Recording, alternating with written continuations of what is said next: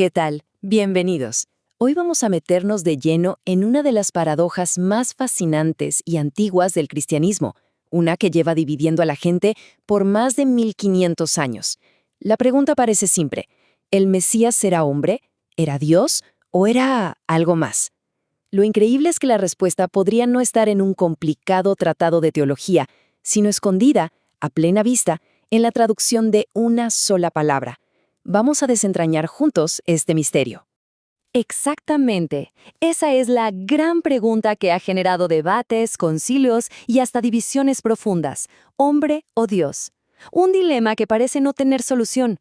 Pero, ¿y si el enfoque ha estado equivocado todo este tiempo?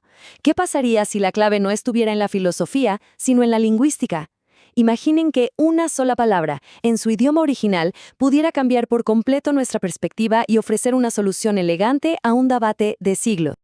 Muy bien. Empecemos por el principio, ¿cómo debe ser? Para entender la verdadera magnitud de esta pista lingüística que vamos a analizar, primero tenemos que hacer un viaje en el tiempo.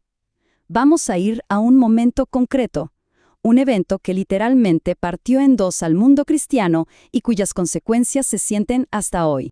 Todo nos lleva al año 451, al famoso Concilio de Calcedonia. En ese momento, los líderes de la Iglesia de Occidente se juntaron para, de una vez por todas, ponerle fin al debate. ¿Y cuál fue su conclusión?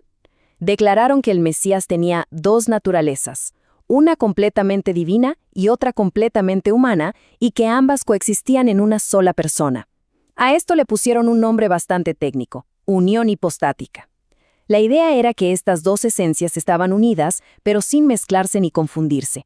Sonaba como una solución, pero, lejos de unir, lo que provocó fue una fractura histórica. Las antiguas iglesias de Oriente simplemente no lo aceptaron, y esa fractura fue tan profunda que hoy, más de 1500 años después, sigue abierta. Y aquí se ve esa división de forma muy clara. Por un lado, tenemos la tradición occidental, de donde vienen el catolicismo y, más tarde, el protestantismo. Ellos adoptaron esta idea de la doble naturaleza. Pero por otro lado están las iglesias más antiguas del mundo, la copta en Egipto, la siriaca, la etíope. Todas ellas se mantuvieron firmes en su creencia original. La naturaleza del Mesías es una sola, y es divina. Y aquí es donde la cosa se pone realmente interesante, y el misterio se hace más profundo. Pensemos un momento en esto. Estamos hablando de 1500 años. En todo ese tiempo, estas comunidades cristianas orientales no han cambiado de opinión sobre este punto.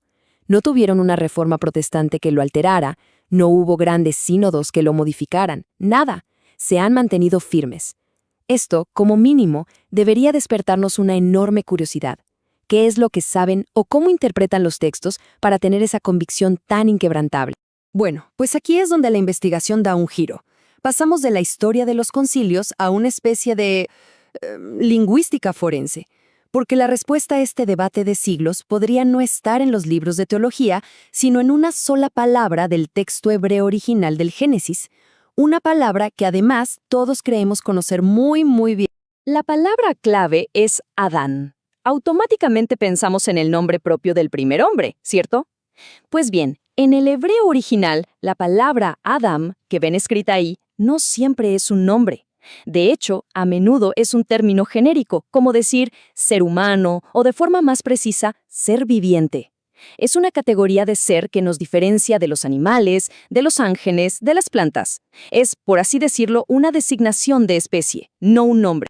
Y aquí está la prueba irrefutable, la pistola humeante lingüística. Fíjense bien, en hebreo, igual que en español, uno nunca pone un artículo definido delante de un nombre propio. No decimos el Pedro o la María. Pues bien, el libro del Génesis una y otra vez no dice Adán, sino Ha-Adam. Ha es el artículo el en hebreo, literalmente el Adán.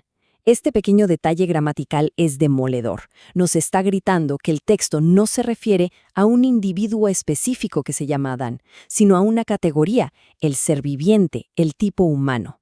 Esa pequeña partícula, ha, lo cambia absolutamente todo. Ahora avancemos unos cuantos siglos. Hay alguien que parece haber entendido esta distinción a la perfección, el apóstol Pablo. un erudito de las escrituras hebreas, y en su primera carta a los Corintios, él toma este concepto y construye un argumento teológico que es sencillamente revolucionario, un argumento que parece responder directamente a nuestro debate. Esto es fascinante. Pablo, ahora escribiendo en griego, usa la palabra antropos, que es el equivalente a Adam, es decir, hombre o ser humano, y nos presenta dos modelos, dos versiones. Por un lado está el primer antropos, que dice que es terrenal, hecho del polvo. Su cuerpo lo describe como psíquico, una palabra que viene del griego psique, que se refiere al alma, a la vida natural biológica. Pero luego nos habla de un segundo antropos, uno que es celestial, y su cuerpo es neumático, que viene de pneuma, que significa espíritu, poder, una forma de existencia superior. Ojo, no habla de dos personas, sino de dos tipos de ser. La declaración de Pablo no podría ser más directa, más clara. Él mismo establece el contraste para que no quede ni una sola duda. No son lo mismo. Uno es de la tierra, terrenal, del polvo. El otro es del cielo, celestial. Es una distinción fundamental que muchísimas veces se nos pasa por alto al leer el texto. Y con esto llegamos al corazón de todo el asunto. Si la propia Biblia, a través de Pablo, nos habla de dos tipos de hombre o antropos, uno que es terrenal y otro que es celestial, la pregunta del millón es, ¿a cuál de estas dos categorías pertenece el Mesías? La respuesta que se desprende de este análisis podría finalmente resolver la paradoja. Y aquí la tienen. Esta es la resolución que esta interpretación ofrece al debate de 1500 años. Desde esta perspectiva, cuando las Escrituras se refieren al Mesías como un hombre o antropos, no están hablando del ser terrenal, mortal y corruptible que conocemos. Se refieren, de manera consistente, al segundo tipo, al antropo celestial, a ese espíritu vivificante que, según el propio Pablo, viene del cielo. Esto, la verdad, nos obliga a recalibrar por completo nuestra forma de entenderlo.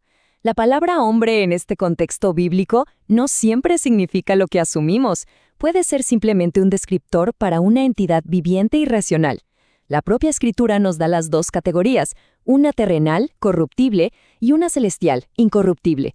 Y según este análisis textual, el Mesías pertenece sin lugar a dudas a la segunda. Pero claro, aquí surge una objeción muy lógica e importante. ¿Qué hacemos entonces con todos esos versículos que afirman que fue hecho semejante a nosotros? Es una pregunta totalmente justa. Y esta nueva comprensión nos obliga a mirar esos pasajes con otros ojos, a preguntarnos, ¿esta semejanza se refiere a la biología o a algo más profundo? Y cuando vamos a la carta a los hebreos y la analizamos en su griego original, nos encontramos con algo revelador. La palabra que muchas veces se traduce como hecho semejante no significa necesariamente hecho idéntico en sustancia. Más bien, implica una comparación, una analogía. El texto no estaría diciendo que compartió nuestra biología corruptible, sino que su experiencia fue comparable a la nuestra en un punto clave, el sufrimiento y la muerte. La semejanza entonces no sería de esencia, sino de experiencia. Y esto nos deja con una pregunta final, que es realmente provocadora. Si la evidencia textual apunta a que el Mesías es un Adán celestial, una entidad viviente con una naturaleza incorruptible, entonces la frase «hecho semejante a nosotros» adquiere un significado completamente nuevo y quizás mucho más profundo. Quizás nunca se trató de una igualdad biológica, sino de una solidaridad en la experiencia humana por excelencia, el sufrimiento y finalmente la victoria sobre la muerte. Una idea sin duda para seguir reflexionando.